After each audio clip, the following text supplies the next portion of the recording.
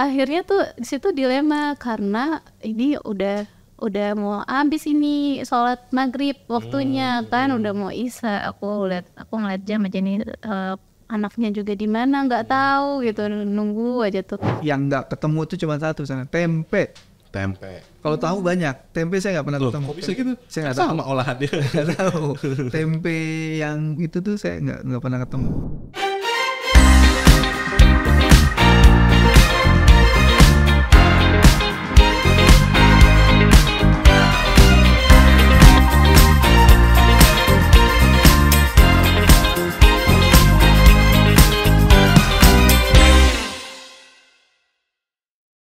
Assalamualaikum warahmatullahi wabarakatuh. Apa kabar Haji Muda? Sekarang kita udah balik lagi ya di episode Iqra Talks yang bakal ngobrol-ngobrol bareng sama petugas haji dari BPKH. Nah, kalau misalkan minggu kemarin kita udah ngobrol barengan sama 3 orang, itu ada Bu Nurul Qoimah, ada Ahmad Kohar, dan juga ada Zuelmi Hussein. Sekarang kita ada 2 lagi nih para petugas haji dari BPKH yang bakal cerita-cerita dan bakal memberikan kita insight yang menarik terkait menjadi petugas haji atau PPIH. Yuk kita langsung aja ngobrol-ngobrol barengan sama Pak Budi dan juga Mbak Amna. Apa kabar nih? Sehat Bapak, Ibu? Ini terlihat nih wajah-wajah Pak Haji dan Bu Hajahnya itu memancar. Nih malaikatnya masih banyak nih di pinggir-pinggirnya nih.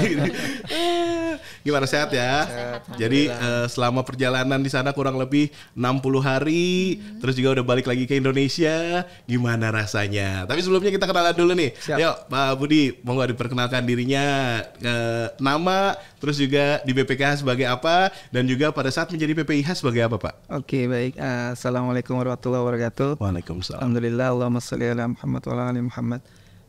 Makasih Mas. Jadi memang saya Budi Prasetyo sekarang di Dewan organ pendukung Dewan Pengawas sebagai anggota Komite Manajemen Risiko dan Syariah. Komite Manajemen Risiko Iya. dan Syariah.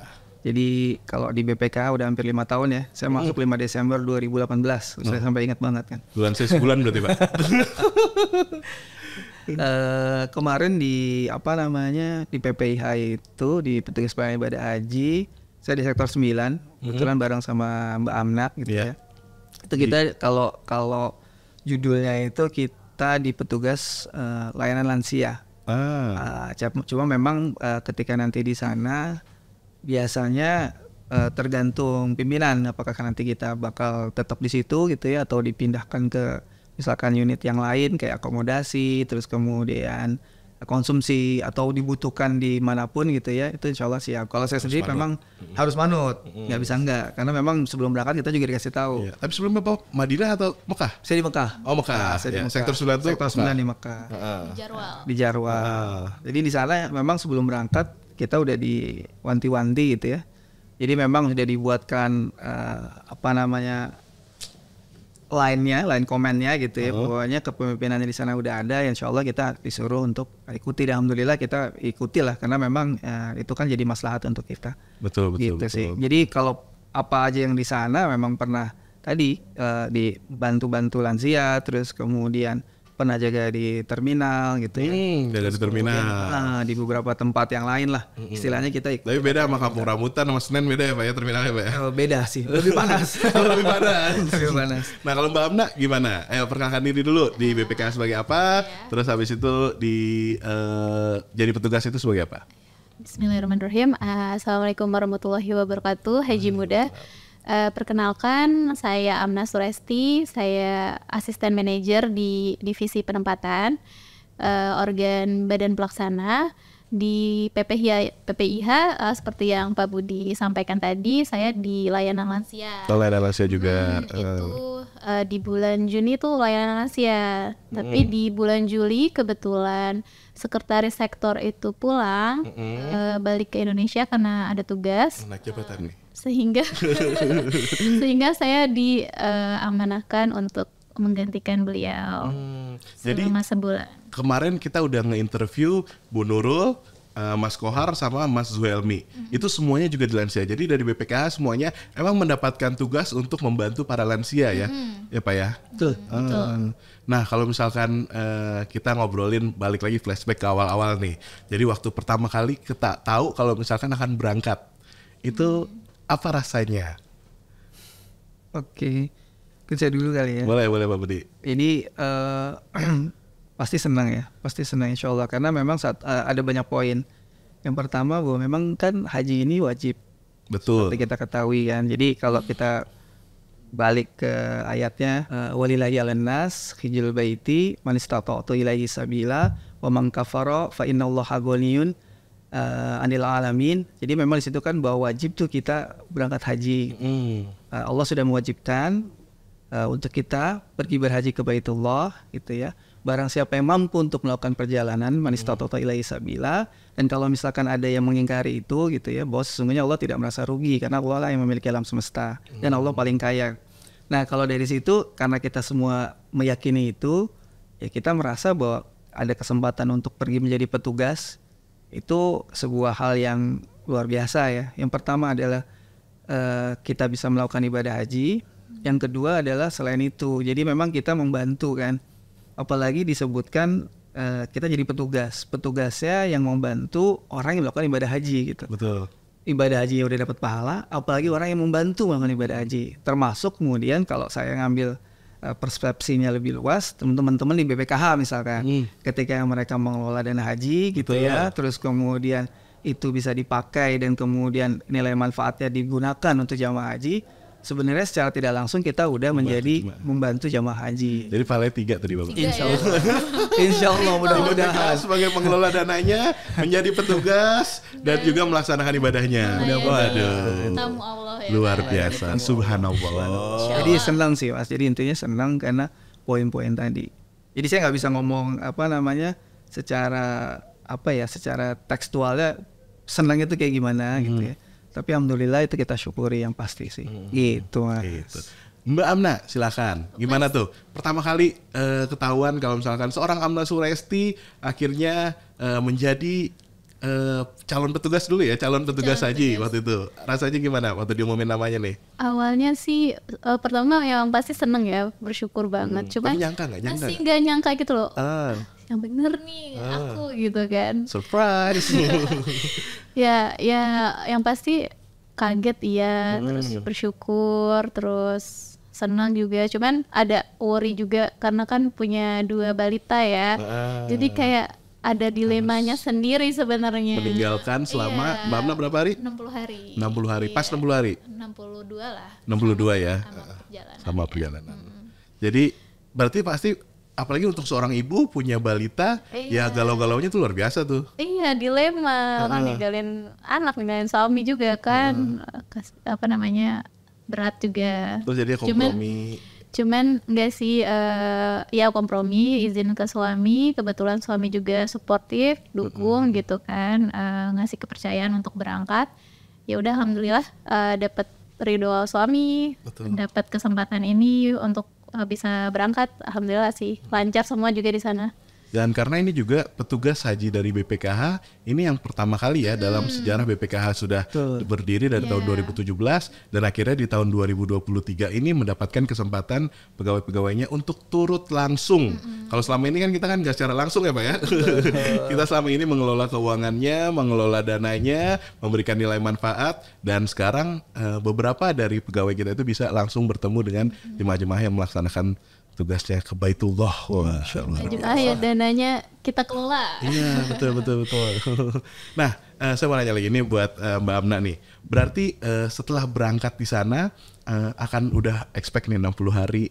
Nah, terus habis itu culture shock apa yang pertama kali dirasakan ketika ke Mekah dulu berarti ya? Ke Mekah dulu ya, di Mekah ya. Itu ngerasain gimana tuh? Dari kegalau-galauan tadi. Lebih ke ini kali ya, kebiasaan di sini yang sama di sana tuh agak beda ya. Nah kalau di sini biasanya makan nasi uduk, di sana nggak ada gitu. Lebih ke situ sih makanan yang maksudnya beda banget gitu. Tapi kan makanan, kalau secara makanan di sana kan juga menyediakan makanan Indonesia kan? Iya. Cuman kita kan kadang-kadang kayaknya pengen bakso deh, ketoprak deh, gitu-gitu loh. Yang di sana nggak ada. Di sana ada sih bakso, cuman ya pilihannya itu aja gitu. Kalau ketoprak nggak ada tuh yang kuahnya tuh pakai jempol abangnya tuh nggak ada ya? Kalau Pak Budi gimana Pak? Apa tuh yang dirasain? Pertama-tama langsung mendarat di Mekah, terus habis itu langsung kerja nggak Pak waktu itu? Enggak, alhamdulillah. Kita Jadi kita kan ngikutin Haji Tamatu ya. Termasuk petugas juga Haji Tamatu. Jadi kita umroh kudum dulu gitu ya.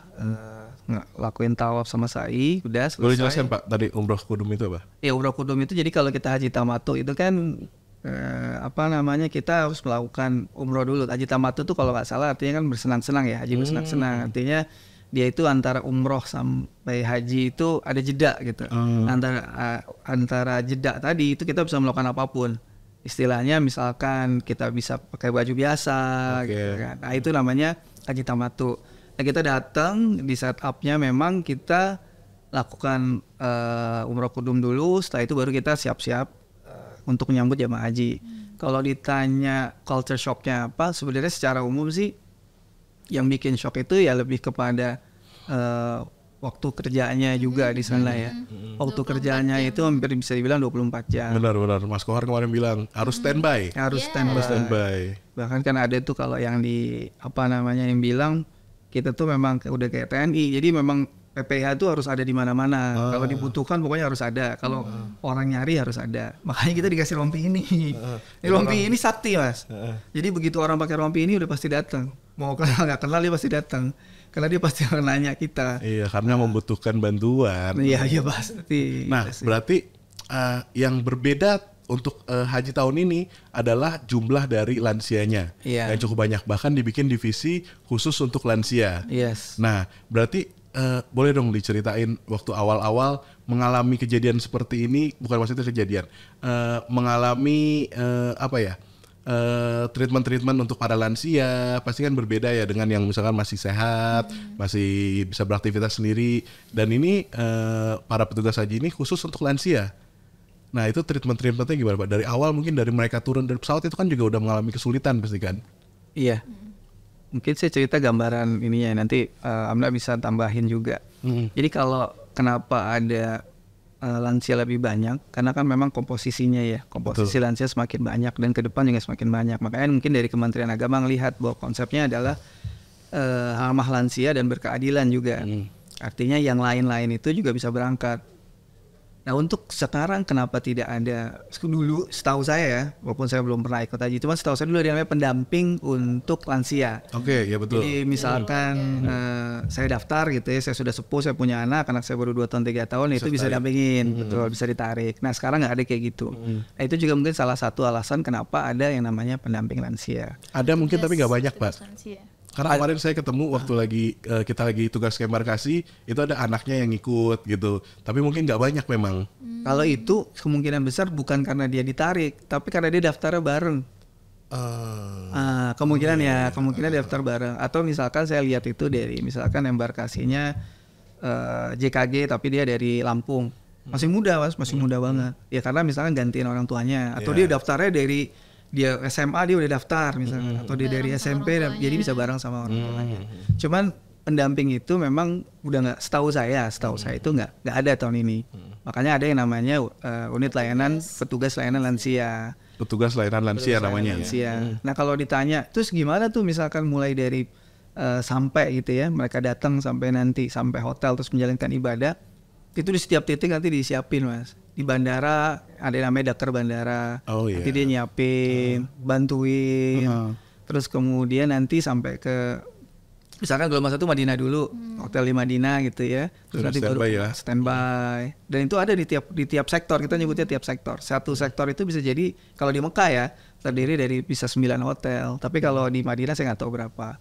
Nah itu nanti di masing-masing titik itu ada petugasnya, itu yang ngebantu. Nah petugas layanan lansianya benar, dia ngebantu mulai dari dia turun. Sebagai contoh kalau kita di sektor 9 Mekah, begitu dia turun dari bus, misalkan pertama itu gelombang 1 pasti datangnya dari Madinah kan.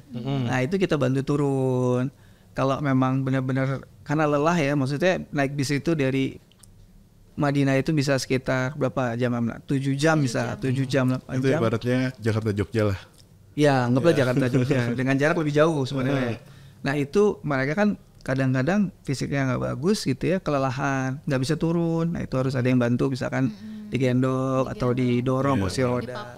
Karena banyak sekali video-videonya kita ngelihat petugas haji lagi ngegendong jemaah, lagi bantu dorong. Nah itu. Tapi setelah itu nanti mereka akan dimasukin ke ada petugasnya lagi akomodasi, disiapin kamarnya. Terus kemudian setelah itu mereka akan disiapkan tuh langsung umroh. Nah itu yang butuh fisik lagi untuk jamaah. Jadi ketika sesudah turun sampai di Mekah, siapin berapa hari langsung dia umroh. Iya. Nah, memang sih kalau kami sih nyaranin harus ada jedanya ya.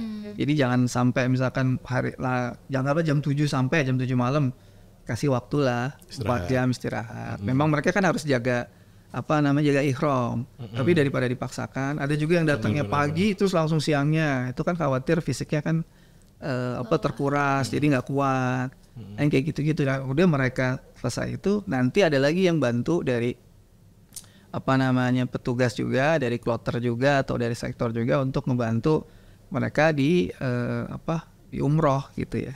Kan di sana juga ada ya, ada sektor khusus di Mekah, Masjidil Haram, sektor khusus Masjidil Haram, Seksus. Itu nanti kalau misalkan yang kesasar, terus ada yang butuh apa, jadi buat tolongin. Di terminal juga ada nanti, walaupun awal-awalnya nggak ada, tapi kemudian sama dokter diadain itu untuk bantu misalkan nih ada yang nggak kuat gitu ya. Awalnya kuat tapi nggak kuat begitu sampai situ, didorong itu mesti yang legal mas. Kalau nggak yang pendorongnya. Oh iya. Yang pakai rompi lah, rompi hijau tuh. Berarti ada yang ilegal juga? Ada yang ilegal. Dan orang-orang luar. Ya orang-orang situ atau orang-orang Yaman saya nggak tahu. Pokoknya ada yang ilegal. Iya. Itu kasusnya gimana? Petugas resmi dari Masjidil Haram. Iya. Dibayar kan? Iya. Oh maksudnya bukan petugas haji dari Indonesia gitu ya? Emang ada petugas dari Masjidil Haramnya? Iya. Oh iya. Itu bayar sekitar 250 real kan. Nah itu masalahnya kalau kita nggak pakai yang legal, malah kacau nanti. Khawatirnya ketemu askar, terus kemudian dia dia kena gitu ya. Ditinggalin. Kabur lah dia, takut ketangkap kan. Dan itu banyak kejadian seperti itu. Beberapa lah. Ada. Tapi kita kan bantuin ngingetin ya. Kalau di sektor bantuin ngingetin jangan sampai gitu ya, pilihnya yang legal. Atau mereka mau bantuan petugas atau apa sih, nanti opsinya balik ke Tapi mereka. pada saat mereka melaksanakan kegiatan ibadah pun juga para petugas juga tetap nyebar kan ya? Tetap. Yang di sektor sebenarnya tetap di sektor. Iya, Itu tergantung titiknya. Nah, kalau Mbak Amna sendiri, challenge apa sih yang mungkin kayaknya yang berat nih dilakuin pada saat melaksanakan tugas sebagai petugas haji? Sebenarnya kalau untuk lansia sih itu sebenarnya nggak terlalu kaget buatku ya, karena menurutku tuh sama aja kayak ngurusin anak-anakku di rumah gitu. Jadi kayak nggak terlalu kaget kayak misalkan aku tapi harus banyak loh yang harus dibantu, harus diurusin. Iya sih, cuman kan kita juga dengan ribuan jemaah dan puluhan petugas itu kan gak seimbang ya. Ya nggak mungkin semuanya bisa handle. Cuman ketika visitasi ke jemaah lansia itu kita tuh kayak nyebokin, mandiin, ngasih makan, sampai bujuk-bujukin. Itu menurutku kayak mirip-mirip ke anakku gitu. Jadi kayak aku nggak terlalu kaget juga sih sebenarnya untuk berhadapan sama lansia kalau aku ya. Terus sampai nyebokin juga? Nyebokin pernah.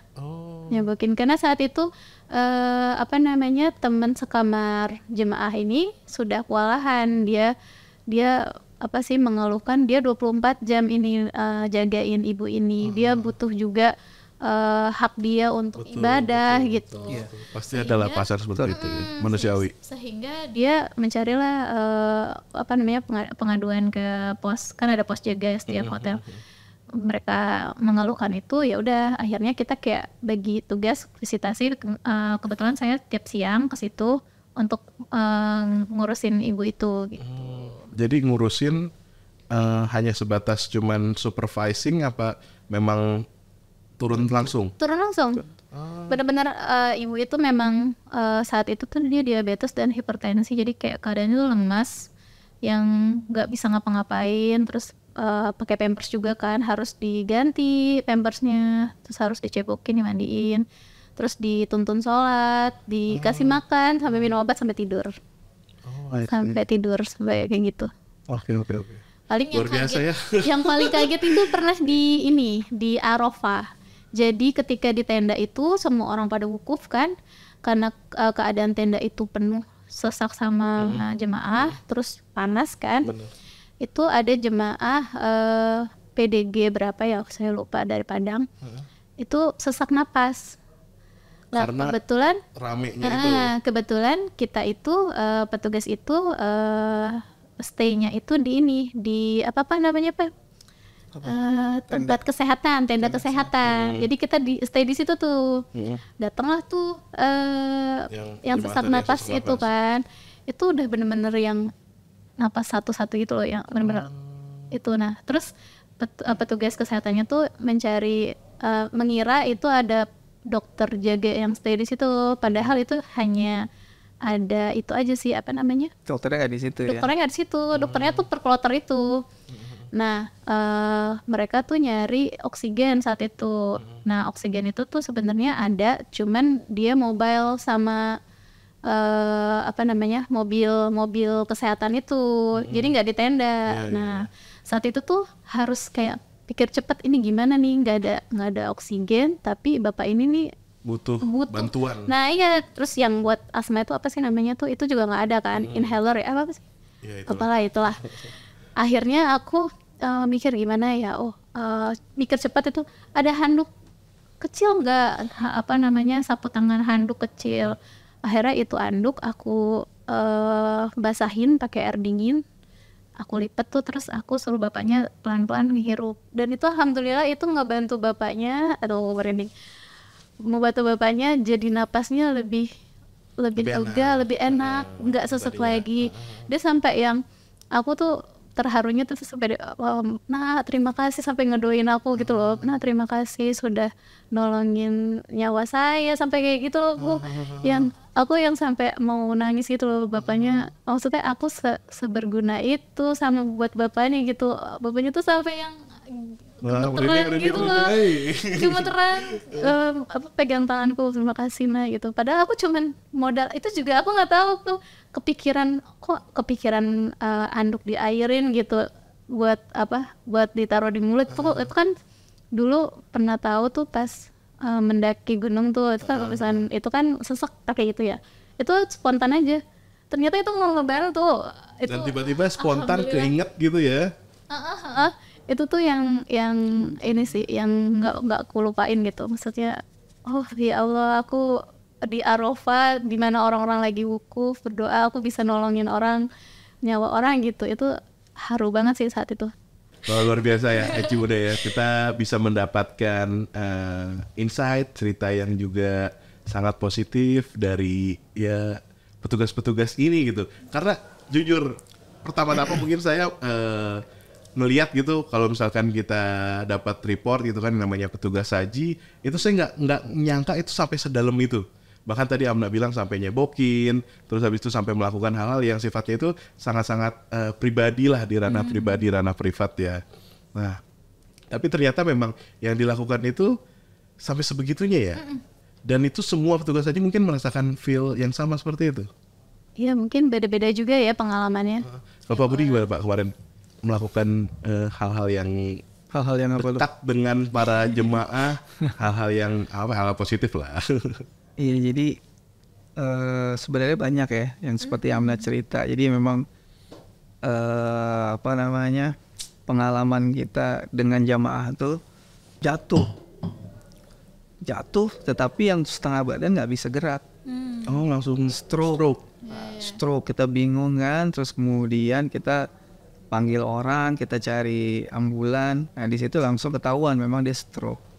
Nah itu kebayang gitu ya, maksudnya kita bisa bantu orang yang tadinya stroke terus bisa masuk ambulan aja, kita udah senang gitu, apalagi kalau dia udah sehat. Nah cuman kondisinya balik lagi, jamaah itu kan nggak bisa ditebak. Ada yang kemudian kita atau saya secara pribadi misalkan nemuin orang demensia.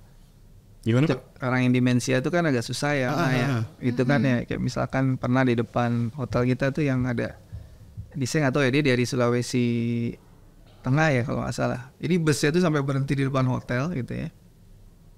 Busnya berhenti di depan hotel, dia nggak mau turun. Semua udah turun, dia nggak mau turun. Karena ada satu atau dua hal lah yang membuat dia nggak mau turun. Why dia lupa semuanya. Itu hampir setengah jam lebih atau sejam, dia akhirnya mau turun gitu ya.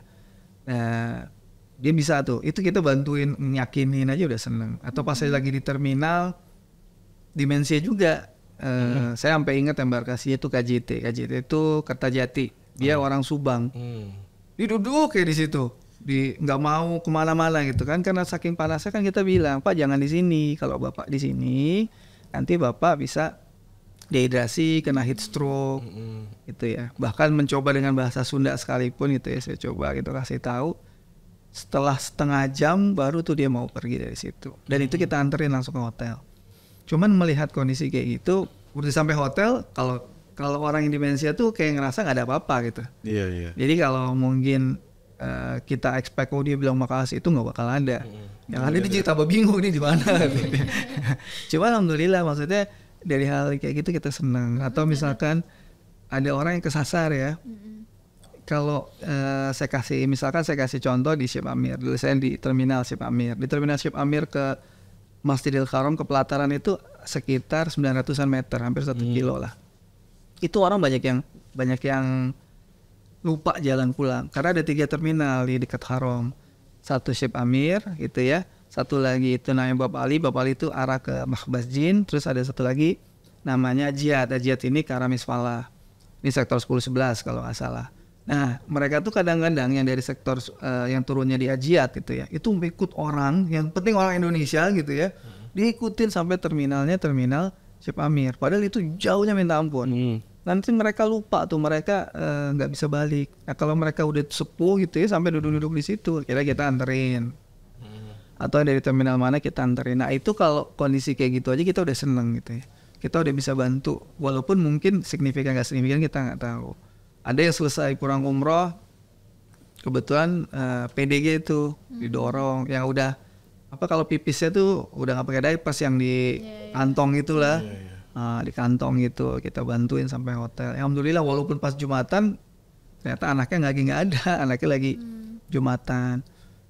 Tapi dia udah udah kita sampaikan ke hotel gitu ya, itu insya Allah udah ditangani kan. Nah di situ aja kita udah ngerasa kayaknya, waduh, masya Allah, alhamdulillah kita bisa bantu. Saya nggak tahu berguna apa enggaknya gitu ya, tapi alhamdulillah itu kita udah bisa bantu gitu. Dan itu masih banyak yang lain ya, nggak cuma ini. Apalagi sebenarnya kita kayak semacam bantuin itu di tengah tidurnya cuma 4 jam. Saya kan bawa jam, saya hitung, saya sleep saya, wah hari ini 3 jam, hari ini 4 jam, iya 4 jam setengah. Tidur. Iya benar. Dan itu tiap hari Pak? Iya, selama ada jamaah, terutama jamaah datang. Kalau jamaah sebelum ada jamaah kita masih bisa istirahat ya, bisa. Pas jamaah datang, itu kan jamaah datang itu di Mekah 40 hari mungkin ya, saya nggak tahu, pokoknya terakhir itu gelombang kedua tuh tanggal 23 ya, tanggal 23 ya, itu selama itu kita memang kalau kebayangin PPH ya kita nggak kebayang dulu PPH kayak gitu. Nah itu masalahnya. Saya masih belum kebayang Pak.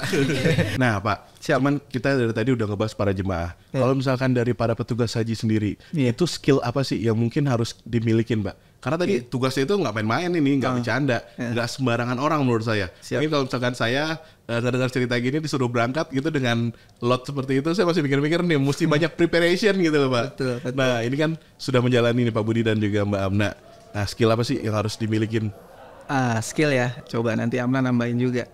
Kalau yang pertama, kalau menurut saya memang skillnya itu skill bahasa ya. Bahasa? Betul. Kenapa saya bilang harus punya skill bahasa? Karena nanti jamaah yang kita terima atau kita layani itu kan dari macam-macam daerah. Dari Sabang sampai Merauke ya? Sabang sampai Merauke. Benar-benar dari Sabang sampai Merauke. Saya ambil contoh misalkan dari sektor 9, sektor kami. Jadi di sektor saya itu dan Amna itu ada, kalau saya nggak salah embarkasinya itu embarkasi Balikpapan, embarkasi Padang, embarkasi Kuala Namu, embarkasi Jakarta Pondok Gede, sama Lombok. Itu bahasanya beda semua Mas. Beda semua. Itu seru tuh. Beda semua. Dan yang lebih lucu yang dari embarkasi Balikpapan. Jadi kayak misalkan kok dia ini dari embarkasi Balikpapan gitu ya, orang Samarinda, kloternya, tapi dia nggak bisa bahasa Indonesia, bisa bahasa Jawa tuh coba. Nah itu kalau kita nggak bisa bahasa Jawa kan kita agak susah juga. Atau misalkan dari Samarinda tapi bahasa Jawa? Iya, karena ternyata dia ditarik sama anaknya. Jadi anaknya ngedaftarin dia di Samarinda. Oh, anaknya tinggal di Samarinda. Tinggal di Samarinda. Jadi mungkin nggak tahu prosesnya lah ya. Cuman ini ibunya ini tinggalnya di Wonogiri, berangkat sama anaknya. Anaknya pergilah. Pergi anaknya gitu ya. Dia udah ketakutan. Istilahnya bahasa dia tuh dia bilang ke saya, wah mas saya ngedredeg gitu, ngedredeg takut banget gitu. Karena anak saya nggak ada, ini kita tenangin. Itu contoh kalau misalkan kita bisa satu bahasa. Terus kemudian kalau ketemu orang Lampung enak. Lampung itu bahasanya cuma 3. Jawa, Sunda gitu ya, atau bahasa Lampung sendiri. Nah palingan kita bisa 2 kan, Jawa sama Sunda itu udah ke-handle. Tapi saya kalau ngomongin bahasa Padang itu saya paling nggak ngerti kan. Apalagi saya, Amna tahu saya jaganya seringnya di hotel yang memang embarkasinya Padang gitu. Itu saya nggak ngerti saya. Ange itu apa? Ternyata panas saya bilang. Oh AC-nya kurang panas saya bilang. Ange pange. Apa saya bilang ange? Itu ternyata AC-nya kurang panas. Itu privat sama saya, Pak. Oh iya siap. Kurang dingin Ternyata. Nah itu jadi memang banyak sih skill. Itu satu skill. Terus kemudian kalau saya di terminal itu lebih lucu lagi. Jadi kita kalau ketemu orang Aceh benar-benar dia nggak bisa bahasa Indonesia, atau kita ketemu orang Jambinya mana dulu. Kalau dia Kerinci gitu ya, katanya beda bahasa, saya juga paham. Ini saya pikir bahasa Aceh, enggak apa, ini bukan bahasa Aceh. Terus ada lagi, termasuk misalkan dari Sulawesi itu macam-macam bahasanya. Jadi memang, Masya Allah gitu ya, kalau kita melayani jamaah itu dari Sabang sampai Merauke, yang mereka sampai Jakarta belum tentu udah gitu ya. Tapi mereka bisa sampai Mekah dan bahasa beda-beda. Itu skill sih mas. Jadi bahasa. Yang kedua sih memang kalau bisa bergadang tuh kayaknya kuat tuh di sana. Oh harus begadang ya? Iya kan tadi tidur kan cuma sekenanya gitu.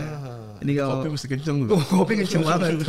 Jadi matanya kebuka, perutnya yang nangis. Ya kan kebanyakan kopi kan. Asam lambung naik. Nah, yang terakhir apa ya? Jadi kalau selain bahasa, terus kemudian kita juga biasa begadang. Satu lagi mungkin paling nggak kita tahu dasar-dasar manasik haji.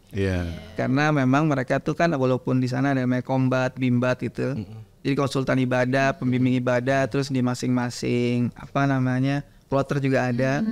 Mereka pasti kadang-kadang tanya tuh sama kita. Tanya sama siapa? Asal pakai rompi gitu aja. Pakai rompi aja. Terus kadang-kadang juga kalau kita ngelihat sesuatu kita harus ingetin. Saya ingat nih datang kloter dari embarkasi Padang. Dia pakai ihram tapi dia pakai topi. Saya ingetin dong. Nggak boleh. Pak nggak boleh Pak, karena Bapak ini sekarang lagi ihram. Bapak mau umroh kudum. Dia cuma jawab apa? Oh saya udah umroh. Ngerti gak? Maksudnya dia saya udah pernah umroh gitu. Terus saya bilang enggak, bukan umroh yang itu Pak, maksud saya yang sekarang Bapak mau hajian, Bapak umroh. Karena dia nggak ngerti juga mungkin ya. Nggak boleh pakai penutup kepala. Ya udah akhirnya karena saya udah ngomong berkali-kali dia nggak dengerin, saya panggil lah orang kloternya, diingatkan kembali. Nah kayak gitu kan maksudnya kita sedikit banyak tahu aja lah manasik, walaupun nggak perlu sampai dalam, palingnya kita tahu. Jangan sampai. Mungkin ya Pak ya, jemaah nanya, bentar ya saya googling dulu ya. Ya bisa aja sih, tapi kan maksudnya kata jemaah, tapi kan nggak enak. Berarti minimal harus paham basic buat manasik ya. Ya, insya Allah itulah. Lamna gimana nak? Skillnya menurut saya skill memasak kah? Apalagi cewek kan beda ya Pak ya, kalau misalnya cewek Pak pasti kan jiwa melayaninya itu seperti yang tadi kan jemaah itu sampai bahkan urusan pribadi pun dibantuin ngehandle. Palingan ya sesuai tusi ya, maksudnya kalau memang lansia tuh ya kita harus tahu tusi kita tuh apa, prepare ke diri kita, kira-kira kita harus siapin diri tuh fisik, mental itu untuk ngejalanin tusi yang ini dikasih gitu sih. Tapi kalau misalkan kita ngomongin karakter jemaah nih kan, ini kan jemaah karakternya beda-beda. Nah biasanya itu yang mungkin ya kita ngomongin namanya petugas itu pasti banyak effort ya. Yang sangat effort itu yang seperti apa? Karakternya ya, sifat. Mungkin apakah yang tadi sempat dibilang ada yang demensia gitu-gitu ya. Yang tantangan terbesar sih yang demensia ya menurutku ya. Karena pernah yang jadi kalau yang paling berat itu menurutku yang demensia itu ada satu kejadian salah satu jemaah hilang. Ya kasusnya kebetulan di sektor 9 juga, satu jemaah hilang itu ditemukan di rooftop hotel lain. JKG ya. Di rooftop hotel lain. Hotel Negara lain bahkan. Masuk detik kok itu ya, masuk berita lah pokoknya. Jadi dia jalan. Jadi kronologisnya sih hasil dari forensik katanya itu sebelumnya tuh memang dia tuh mengidap demensia. Nah, entah kenapa dia sampai situ tuh juga kurang tahu ya. Saya bisa sampai hotel itu. Nah, meninggalnya itu di rooftop itu. Meninggal. Ditemukan meninggal. Itu diindikasinya karena terpaparan terik matahari, jadi panasan. Tadi heat stroke tadi gitu ya, Pak. Yes. Dan itu karena kematiannya itu melibatkan kepolisian di Arab Saudi, itu lumayan panjang itunya prosesnya sampai bisa dikebumikan, itu menunggu forensiknya itu gitu. Tapi memang seberapa panas sih Pak waktu itu? 40-an lebih ya Pak ya, 46 lebih ya. Ya 45, 46, 43. Ya antara itulah. Karena belum puncaknya katanya. Oh, belum puncaknya itu. Puncaknya nanti di Agustus. Nanti kan September udah baru akan mulai masuk musim dingin. Nah itu sampai Agustus September tuh panas lah. Katanya gitu. Tapi kalau misalnya dirasain itu lebih panas dari Jakarta ya. Iya jauh lah. Ya, Bekasi. Berbeda planet ya. Berbeda planet. Aduh, nah ini kan jemaah ini banyak banget ya. Maksudnya karakternya, terus juga habis itu treatmentnya juga harus berbeda. Dan juga saya dengar tuh jemaah yang meninggal untuk tahun ini cukup banyak. Dan ada nggak sih cerita yang mungkin yang tadi kan Amna sempat yang kepanasan akhirnya meninggal. Kalau Pak Budi sendiri gimana Pak? Iya, kalau jamaah meninggal banyak ya. Yang pertama tuh di hotel tuh hari Jumat saya ingat tuh jantung. Itu sebelum hajian. Jadi bahkan sebelum hajian dia udah meninggal. Jantung. Merinding juga sih maksudnya ngeliatin gitu ya. Effortnya udah ini, tapi ya memang udah qadar Allah ya. Iya. Tuh satu. Berarti kan nanti ada prosesnya lagi, pengebumian dan segala macam. Terus ada juga yang memang pas di Mina tuh ketemu meninggal karena sakit jantung, sampai ngeliatin masuk ke dalam gitu kan. Tapi kalau di Mina itu prosesnya begitu dia udah meninggal ya memang nggak akan keluarganya kayaknya nggak bakalan tahu prosesnya. Nanti tahu-tahu begitu udah dikebumikan. Dapat date of certificate aja. Dapat date of certificate, kemudian dapat nanti dimakaminya di mana. Biasanya kalau jamaah Indonesia itu di Saraya ya atau Soraya. Nah kalau yang saya itu pernah pemakaman umum jamaah haji biasanya. Memang jamaah haji itu punya kedudukan lah, terhormat lah ya istilahnya. Cuma memang kita nggak bisa. Jadi banyak pemakaman di di Mekah, dan dipilih untuk jamaah haji Indonesia itu yang tadi di Soraya itu. Nah saya pernah mungkin cerita sedikit itu ketika ada yang meninggal gitu ya. Nah ini yang keluarganya tuh udah pulang, ya kan, ploternya udah pulang, tapi si jenazahnya ini masih di sini karena baru meninggal di rumah sakit. Nah di rumah sakit itu kalau otomatis karena semua nggak ada, biasanya nanti dari sektor yang bantu. Betul Pak, saya tadi masih belum jelas. Keluarganya sudah pulang. Sudah. Jadi kalau misalkan dia berangkat bertiga gitu ya. Terus habis itu ada satu yang meninggal. Dan itu sudah jadwal kepulangan. Jadi pulang gitu ya. Pulang aja. Nggak harus.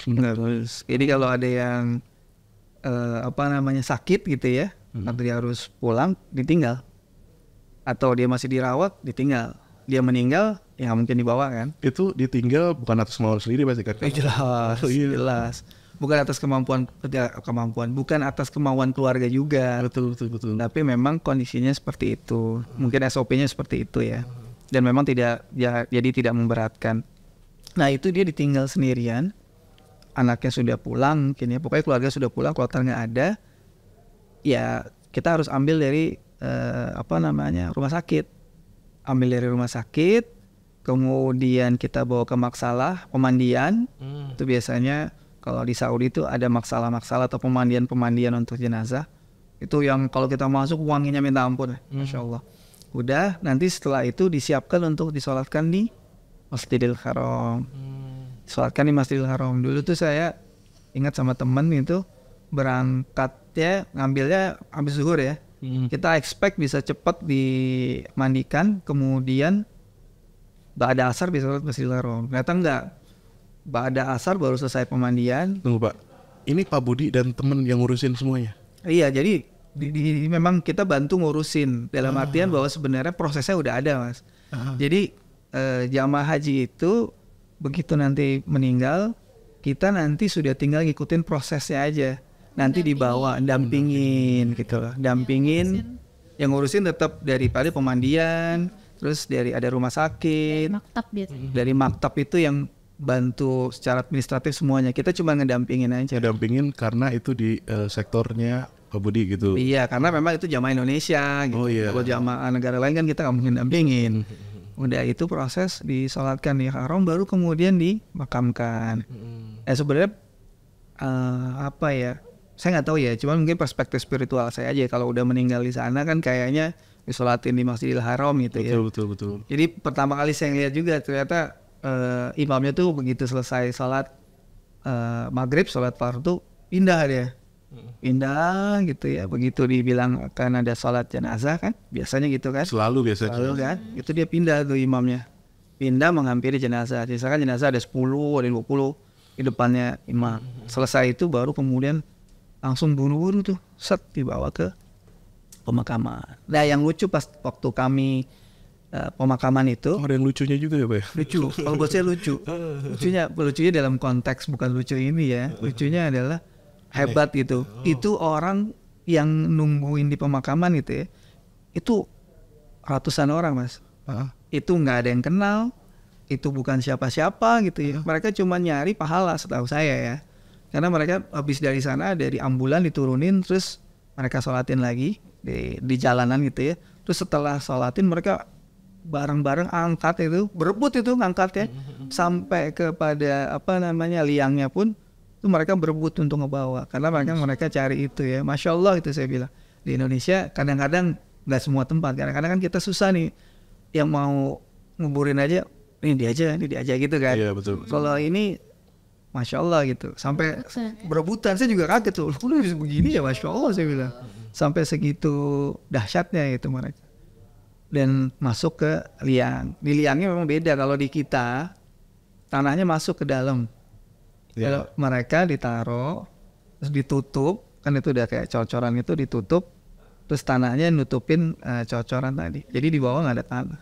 Oh gitu. Saya ada videonya, jadi cuma masuk ini udah, ini ditutup, atasnya dikasih. Ya kayak ruangan, bener. Gitu ya? Kayak ruangan di bawah tanah. Berarti luas banget Pak? Ya nggak luas banget sih, mungkin berapa meter ya? Ya kan meter. Kan masing-masing, tetap disekat. Nanti setelah 4 tahun ya. Oh setelah 4 tahun? Diambil, setahu saya ya. Setelah 4 gitu. tahun diambil. Gitu. Tapi habis itu dikemanain lagi atau apa, saya nggak paham. Setelah 4 tahun. Orang-orang tuh berebutan mulai ya buat dapetin pahala. Masya Allah. Ngebantuin jenazah. Iya, buat ngebantuin jenazah. Karena tadinya kita mikir, wah udah nih bang gitu ya, sama teman. Pasti kita turun nih ke bawah nih ngangkutin ini. Sampai situ enggak. Gimana mau bantuin, nggak kebagian apa-apa. Di Indonesia juga biasanya tuh orang pada berebutan juga Pak. Iya. Tapi kalau menjelang tahun politik. Wow. Waduh. Orangnya malah ke sana ya. Gitu. Oke. Nah, berarti sampai sebegitunya petugas itu menjalankan perannya.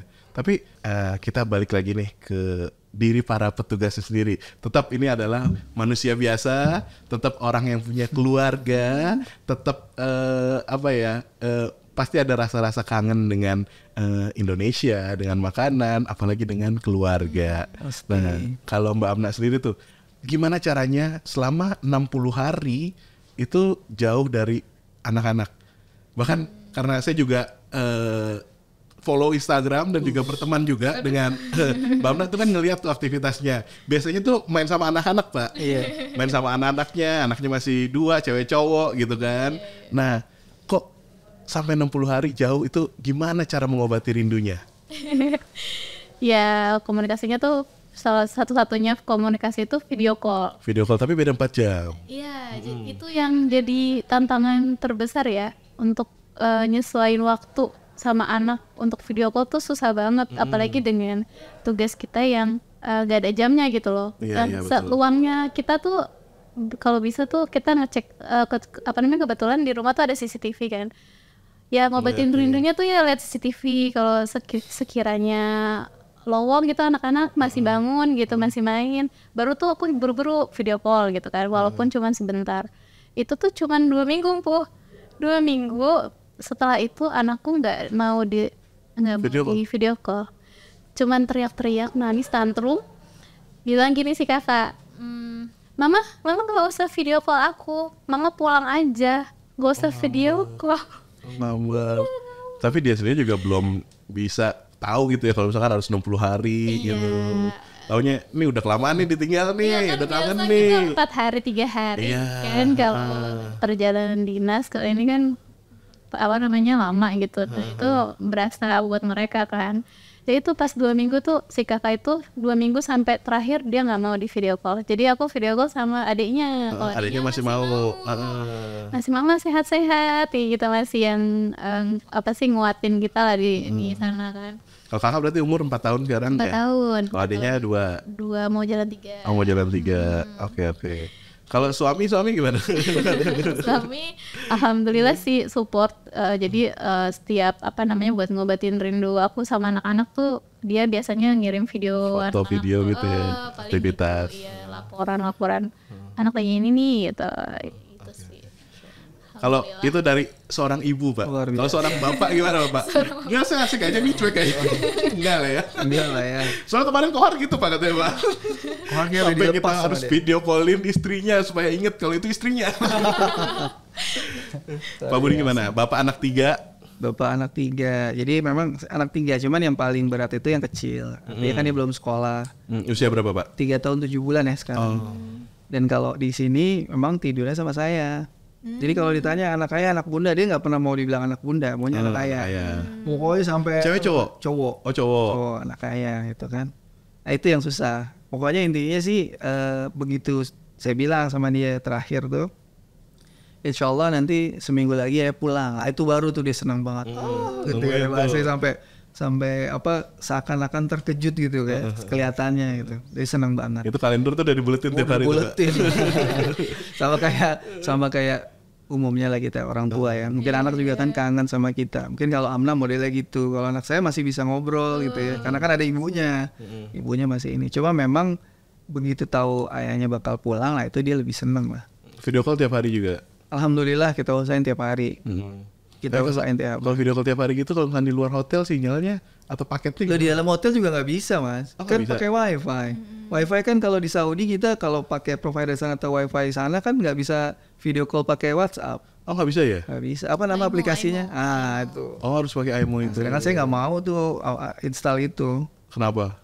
Ya ngapain install itu? Mendingan udahlah saya dari sini kita beli paket ya. Paket itu yang untuk video call di sana. Oh kalau itu bisa. Nah, kita beli providernya apa gitu kan nanti asal di sini, asal dari sini roaming di sana bisa. Tapi kalau kita beli provider sana atau pakai wifi sana, kalau tanpa VPN nggak bakal bisa. Oh, pakai VPN. Iya. Aku pakai nomor sana. Pakai nomor sana. Terus video callnya? Video callnya pakai IMO. Oh pakai IMO-nya. IMO kalau ini. Saya tutup WhatsApp. Saya baru tahu loh kalau ternyata. Karena dulu saya berangkat itu tuh pakai provider sini gitu. Iya. Nah, makanya bisa aman. Nggak bisa cepet. Iya betul. Aku mendingan ganti dan gampang komunikasinya kalau pakai nomor Arab di sana. Iya, berarti kan anak juga, suami juga harus pakai IMO itu ya. Kalau tadi kan seputaran kerinduan kepada keluarga. Kalau misalkan dari makanan sendiri, itu kan makanan kita tahu udah disediakan.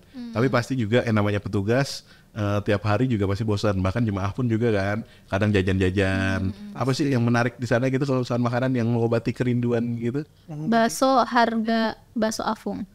Oh, bakso afung ada ya? Enggak, bakso biasa cuanki. Tapi harganya harga bakso afung. Oh iya. Bakso cuanki harga bakso afung. Luar biasa. Berarti sekitaran berapa rial tuh, Nak? 15 rial. 15 rial kali 4.000 berarti ya 60 ribuan lah ya. Standar bakso di sana standar bakso. Nasi Padang nggak ada nasi Padang? Alhamdulillah nggak ada sih. Alhamdulillah nggak ada. Susah. Kalau ada susah. Coto Makassar, nasi Padang aja nggak ada, apalagi coto Makassar ya. Ketoprak nggak ada.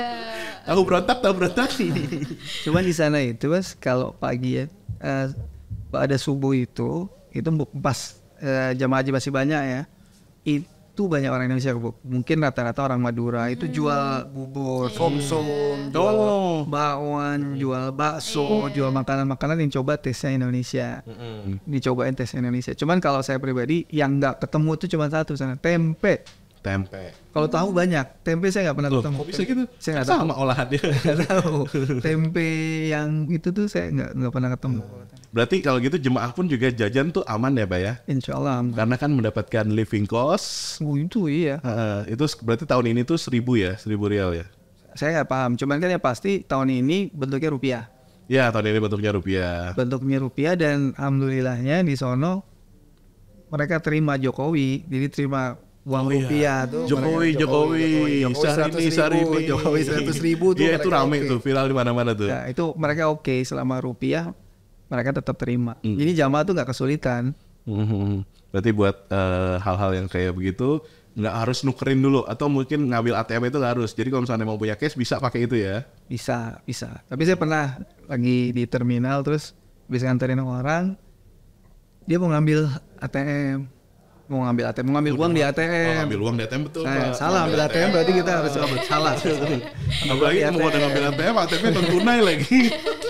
Ambil uang di ATM, mau nggak mau, dia nggak ngerti sama sekali. Saya bilang, Pak, pakai bahasa Inggris aja atau cari bahasa Indonesia. Kebetulan saya temenin, akhirnya dia minta tolong ditemenin itu memang nggak ada bahasa Indonesia. Jadi kalau yang ada bahasa Indonesia itu setahu saya cuma Al-Raji. Selain Al-Raji itu nggak ada bahasa Indonesia. Jadi teman-teman kalau memang mau ngambil itu biasanya pakai bahasa Inggris di sini nih. Di Indonesia kita biasanya pakai bahasa Inggris. Nah di sana tuh kayak gitu. Jadi mereka akan kesulitan jamaah itu ketika ketemu ATM yang nggak ada bahasa Indonesia. Kalau Al-Raji tadi itu ada, Pak? Ada, kalau Al-Raji ada. Ada opsi bahasa Indonesia. Bahasa Indonesia ya, bukan Melayu ya? Bukan Melayu, bahasa Indonesia. Nah di sana tuh kadang-kadang orang kebingungan. Jadi misalnya mereka pasang poster gitu ya. Saya pernah ketemu dari maktab. Mereka pasang poster untuk kuesioner itu pakai bahasa Melayu. Saya bilang, Pak, ini bahasa Melayu bukan bahasa Indonesia. Jadi mereka tuh begitu pakai Google Translate, mereka mereka translate ke Melayu. Salah nih saya bilang, Bapak coba translate cari bahasa Indonesia. Gitu. Nanti malah jalan-jalan pusing-pusing. Ya pusing-pusing. Jadi mereka agak kebingungan. Nah, itu tadi kalau misalkan kita ngomongin terkait makanan. Tapi sebelumnya Pak Budi tadi ngobrolin terminal. Bapak di terminal ngapain, Pak? Oh iya, jadi terminal itu disuruh Bu Amla ya? Enggak. Jadi intinya karena jamaah lansia itu banyak, Mas. Kita juga bantu mereka ketika di terminal. Jadi begitu seminggu 2 minggu awalan itu nggak ada tuh yang ngebantuin mereka di terminal. Kenapa terminal sih? Karena memang harus dipahami bukan kayak jamaah umroh yang biasanya mereka tuh hotelnya dekat sama pelataran ya, dekat sama haram gitu ya. Ini mereka jarak hotelnya bisa 5 kilo, 7 kilo, 4 kilo, 3 kilo. Dan mereka butuh transportasi untuk membawa mereka ke sana. Ini bus salawat itu, Pak? Bus salawat. Bus salawat itu. Nah misalkan ada jamaah sudah lansia, mereka tadi saya cerita ya, kalau misalkan dari terminal itu ke pelataran beda-beda. Ada yang butuh 900 meter, ada yang butuh cuma 400 meter, ada yang cuma butuh 100 meter. Tergantung dari daerah mereka di mana, terminal mereka di mana. Nah itu kita fungsinya untuk bantuin kalau ada yang kebingungan atau misalkan tadi mereka umroh awalan gitu ya, umroh kudum, umroh wajib atau umroh sunnah mereka. Nah kita bantuin misalkan ada yang minta, Pak tolong tawarin kursi dorongan itu ya, kursi roda gitu ya. Atau mereka minta arah, saya mau ke hotel di Sisyah, nomor saya berapa busnya, atau saya mau ke Raudhah, nomor saya berapa. Nah itu kita bantu di situ sih, terutama untuk lansia. Itu fungsinya di sana, bantu-bantu kalau kesasar. Iya. Berarti emang standby di situ. Ini soalnya bukan kalau bayangan saya tuh, wah terminal Kampung Rambutan, terminal Senen gitu kan. Itu ada copet jambret, enggak ya Pak ya? Aman. Enggak ada yang jual es-esan gitu, enggak ada. Yang jual es-esan. Cuman kalau kita kan nggak berani. Cuman yang maksud saya ajaib tuh gini. Kan orang yang maulud di sana. Jadi orang Indonesia kelahiran sana, yang maulidnya di sana, yang lahirnya di sana. Lahir di sana. Itu tuh mereka banyak di terminal ya. Kalau kita kan panas gini 44, 45 gitu ya. Kan nggak berani minum dingin, minum es. Itu mereka minum es terus. Oh sambil itu Pak, iniin jenggot nggak? Enggak. Mainan dua. Gitu tapi kuat ini tampun itu. Kalau kita kan nggak bakalan. Iya. Batuk lah. Batuk ya. Kalau mereka es terus. Dan itu ajaibnya. Terus mereka juga ada yang beberapa kayak saya tanya namanya siapa, Sulaiman. Belum pernah tuh ke Indonesia sekalipun. Belum pernah. Tapi WNI Mas. Tapi bisa bahasa Indonesia? Sedikit-sedikit. Jadi kalau ngomong bahasa Indonesia itu buat dia kayak sebuah hal yang sulitnya minta ampun. Little I can. Little I can lah kayaknya. Jadi kalau dia ngomong bahasa Indonesia tuh dia harus mikir berapa kali gitu ya untuk dia bisa ngomong. Jadi orang-orang terminal tuh yang gede-gede badannya, cuma saya doang kayak yang kecil gitu ya. Yang kuat-kuat. Nah, kamu cocok ya. Tapi kalau misalkan dari perjalanan ibadah haji yang sudah dilakukan nih, apa sih perubahan yang terjadi dari diri Pak Budi atau Amna gitu setelah pulang dari Tanah Suci dan kembali ke tanah air? Ini kita agak serius nih Pak. Oke, siap. Gimana? Siapa duluan nih? Amna duluan? Amna dulu. Ladies first Pak. Ladies first. Kalau gini ladies first ya. Kalau aku mungkin pengalaman spiritualnya dulu kali ya. Jadi waktu itu saya tuh umroh sendiri Tanim waktu itu, ambil mikot di Tanim. Waktu itu ketemu sama warga negara mana ya, kayak Kazakhstan kali ya, yang putih kayak Cina gitu. Itu masih muda anaknya, cowok, bawa ibunya yang sudah lansia seperti itu. Nah dia kebingungan nih, dia mau ambil mikot, mau ganti ihram. Nah ibunya kan harus masuk ke toilet cewek kan. Nah dia cuman sendiri saat itu. Saat itu tuh saya mau sholat maghrib dulu ceritanya. Habis wudu mau sholat maghrib kan. Nah si bapaknya kebingungan tuh, minta tolong ke saya tuh pakai bahasanya gitu. Dan saya nggak ngerti kan. Pokoknya intinya kayak bahasa tubuh aja lah. Intinya dia minta tolong si ibunya itu minta tolong untuk dibantu ke toilet, wudu dan segala macamnya gitu kan. Ya udah tuh saat itu aku kayak bingung ini ibunya ini nggak ya ngomongnya gimana, itu yang pertama kali aku bingung tuh nanti ngomongnya gimana gitu kan. Ya udah deh aku itu aja deh, aku anterin gitu kan. Aku anterin tuh sampai masuk ke dalam. Ibunya itu minta tolong untuk ke toilet dulu. Aku kira kan cuma wudu ya. Ternyata dia minta anterin ke toilet. Dia pup dan pipis dulu ceritanya. Dia pengen itu. Cuman dengan udah lansia banget ya pokoknya. Jalannya udah sempoyongan gitu, harus itu pakai kursi roda? Enggak harus dipapah.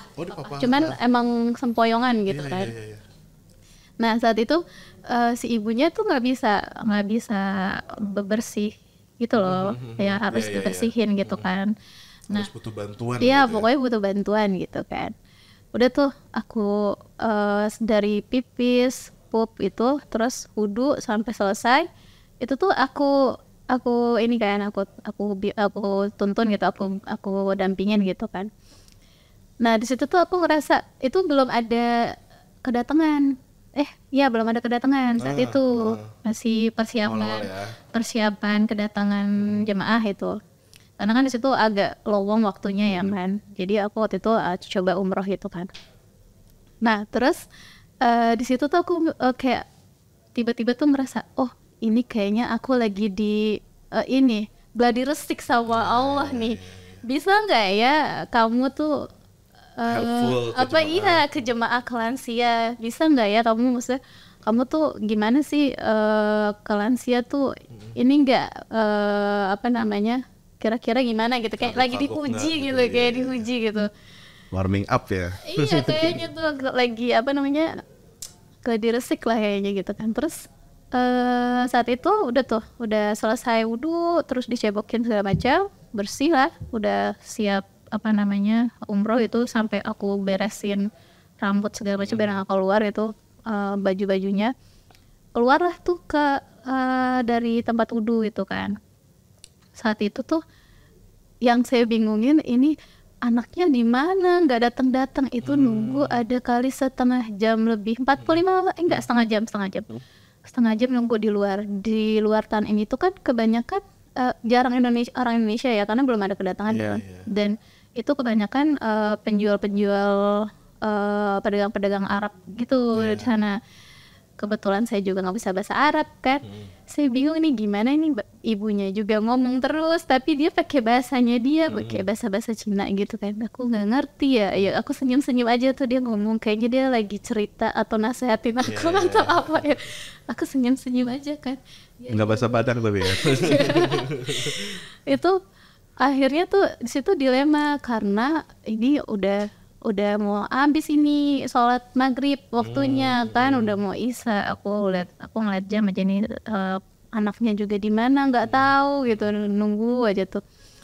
Akhirnya alhamdulillah nggak lama, mau udah berapa menit lagi ya, 5 menit lagi mau isya lah itu datang lah tuh anaknya datang.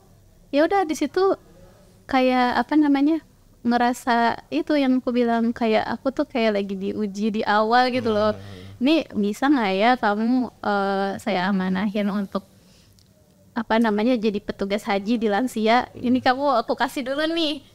Karena kedepannya akan gitu, merasakan itu selama berpuluh-puluh hari kan. Iya, itu gimana, kamu peduli nggak nih sama, walaupun itu bukan orang Indonesia ya, kamu peduli nggak sama orang. Tapi sebelum anaknya itu datang, itu tuh ibunya tuh megang-megang handphoneku.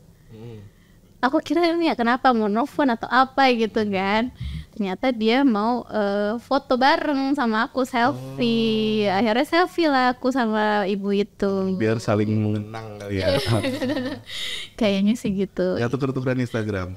Enggak. Ya, suruh follow dia ya. Gitu sih. Dan akhirnya apa tuh ada? Nah, setelah foto tuh akhirnya ya apa namanya, anaknya tuh kayak mungkin dengan bahasanya terima kasih gitu kan. Terus ibunya tuh ngeluarin sesuatu tuh dari kantongnya, jadi dia kasih aku kayak apa ya, bulat itu kayak bukan, kayak balsem gitu, semacam balsem kecil gitu. Terus juga dikasih itu apa namanya, Quran juga dari ibu itu, kan suruh ini kali ya, rajin baca Quran gitu. Ini Quran bahasa Kazakhstan bukan? Arab semua. Arab semua ya. Nah itu dari Amna nih, Pak Budi gimana? Berubah, oke. Jadi yang berubah sih hampir insya Allah nggak terlalu banyak lah. Cuman saya jadi lebih memahami gitu ya. Kenapa haji itu benar-benar berat. Saya sering bertanya, kenapa sih kita mesti pergi haji di sana? Karena begitu lihat beratnya itu. Terus ada yang bilang, makanya haji itu ditaruh paling terakhir mas, katanya. Gak mampu. Karena memang ini paling berat. Nah, fisiknya berat gitu ya. Terus kemudian secara finansial juga berat. Betul. Dan nggak semua orang itu bahasanya mampu. Mampu itu kan artinya bukan punya uang atau ini, tapi kalau Allah kasih kemampuan dia bisa berangkat. Terus saya mikir, oh berarti memang kalau kita nggak beriman gitu ya, kalau kita memang tidak meyakini benar-benar agama kita gitu ya, saya yakin nggak mungkin ada orang mau pergi berhaji. Teman-teman bayangin sendirilah, misalkan panas-panas gitu ya, terus dia mesti umroh gitu ya, umroh wajib misalkan. Dari tempat dia jalan aja ke Masjidil Haram udah jauh gitu kan. Kalau yang sakit mesti didorong, belum lagi yang lain harus ngebantuin gitu ya. Terus di sana juga ibadah fisik, tawaf fisik, sa'i fisik gitu ya. Selesai pulang, terus habis itu mereka memang bisa istirahat gitu ya. Tetapi kalau dari situ memang mereka dari perjalanan dari Indonesianya aja udah jauh. Saya kebayang misalkan nih yang dari anggaplah Maluku Utara gitu ya. Mereka harus naik dulu nih kapal misalkan. Kalau yang dari tadi kita dapat tugas ya. Iya. Bu Misna itu dari Pulau Bacan. Pulau Bacan yang produksi itu ya, saya baru tahu. Itu beliau tuh harus kalau mau ke Jakarta aja itu mesti naik kapal dulu 8 jam ke Ternate, semalaman lah ya. Baru dari Ternate menuju Jakarta, baru dari Jakarta ke Mekah misalkan. Kebayang jamaah haji itu juga kayak gitu. Dari Ternate dia ke Ujung Pandang, karena ini pasti UPG, dari Ujung Pandang baru ke sana. Nah kalau ngapain sih orang mau melakukan itu gitu ya? Saya mikir berarti karena memang mereka meyakini agama ini, mereka mencintai Allah dan mereka mau itu. Dan itu yang maksud saya yang kita rasain. Yang buat saya berarti kita harus beda nih, harus berubah. Berubah itu in terms of kita memang secara pribadi harus lebih baik gitu ya. Kita udah bantuin nih kayak Amna, misalkan udah bantuin orang di sana gitu ya. Itu nggak boleh semestinya gitu ya. Itu kan nggak cuma di sana aja gitu. berarti di sini jadi lebih baik. Harus lebih baik. Sama kayak misalkan kita udah, orang kan selalu bilang ini, nanti kalau kita berbuat begini di Indonesia, saya takut lah kalau saya pergi ke Mekah nanti saya langsung dibalas. Kalau saya sih nggak percaya kayak gitu. Dalam artian bahwa menurut saya kebiasaan kita di sini itu pasti kelihatan di sana.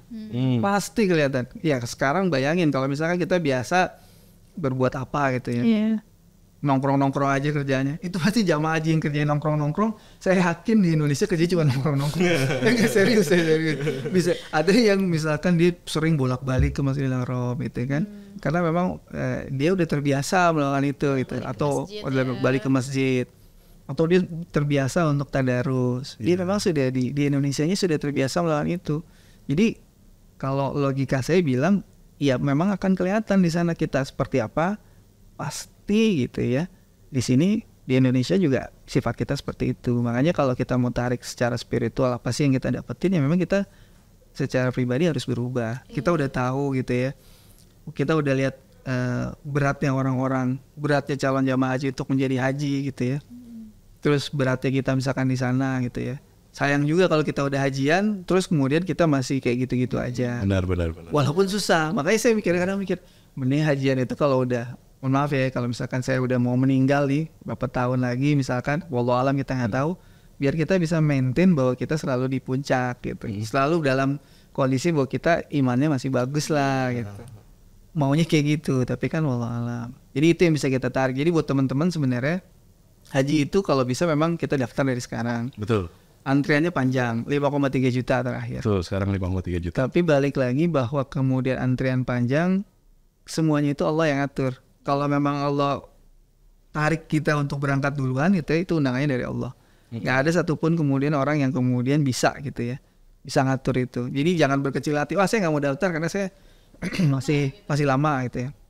Itu bukan itu kesana. Yang penting kalau dari saya spiritualnya adalah kita usaha dulu deh. Kita coba yang terbaik dulu. Kalau memang misalkan nanti hasilnya seperti apa, itu berarti kan qadarullah, Allah yang ngatur. Itu sih bro. Karena kalau kata BPKH ya Pak ya, haji itu bila mampu. Yes. Tapi Allah akan memampukan. Insya Allah. Semuanya bermula dari niat. Yeah. Nah itu dia, ayo haji muda. Jadi mulai daftar dari sekarang nih, supaya bisa mendapatkan porsi dan juga bisa berangkat masih fit, masih bugar. Dan tadi ya kata Pak Budi kan, kalau misalkan haji itu berat, makanya ditaruhnya di terakhir. Aduh, fisiknya itu luar biasa ya Pak ya. Luar biasa. Dia merasa lebih sterk Pak. Luar biasa fisiknya. Saya kasih satu gambaran. Misalkan jamaah haji yang kemarin itu dari JKS itu Jakarta Bekasi ya. Mereka misalkan di Mina itu di Mina Jadid. Bayangin dari di Mina itu dari mereka tenda mereka sampai tempat lempar jamar itu bisa 6 kilo sendiri. 6 kilo. Mungkin lebih ya. Jalan tuh. Di bawah 40-an derajat. Bisa milih malam sih kalau itu. Iya, Bisa pilih malam. Tenang kalau itu. Cuman kan maksudnya kalau fisiknya nggak kuat gitu ya.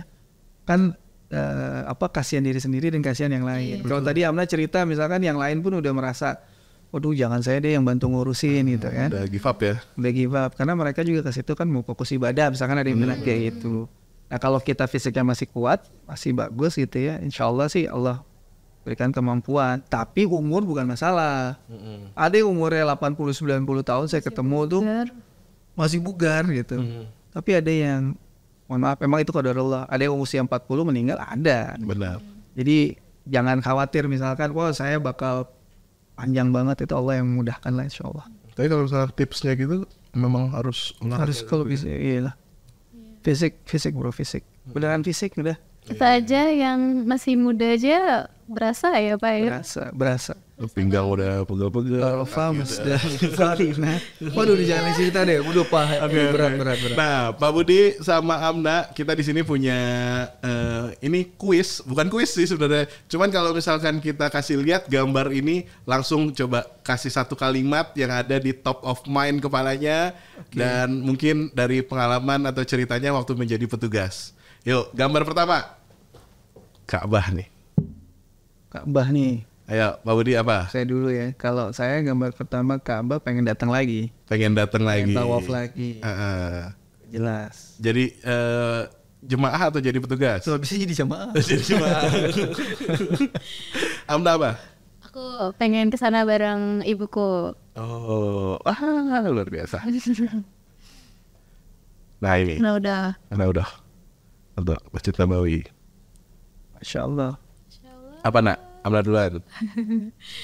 Pengen berlama-lama di dalam, berdoa ya kan. Atau mungkin kalau ada cerita yang kemarin berkesan gitu ketika di tempat-tempat ini. Apa ya, itu cuma semalam sih kemarin tuh. Oh, Sangat di sekali Madinah doang ya. Iya. Jauh lebih lamanya itu di ini ya, di Mekah ya. Berbeda sama Kohar kemarin yang Tiap hari dia. lamanya itu di Madinah. Karena stay di sana dia. Oke, next. Ini sama Nabawi. Ya, sama. Nah, next. Nah, ini. Apa yang waktu itu dirasakan ketika berada di puncak dari ibadah haji? Nah, kalau saya ngerasa bahwa memang ya kita tuh kecil ya. Ini kan yang di Jabal Rahmah. Kalau Indonesia gitu kan rata-rata di tenda. Di tenda aja kita ngerasa bahwa tuh panas. Dan itu kalau nggak salah Arafah paling panjang siangnya. Pas lagi kita Arafah tanggal di 27 Juni ya kalau nggak salah ya. Juninya 27 hari Selasa kalau saya nggak salah. Itu memang kita tuh kecil banget, jadi semua orang juga pasti nggak ada tuh yang istilahnya nggak angkat tangan.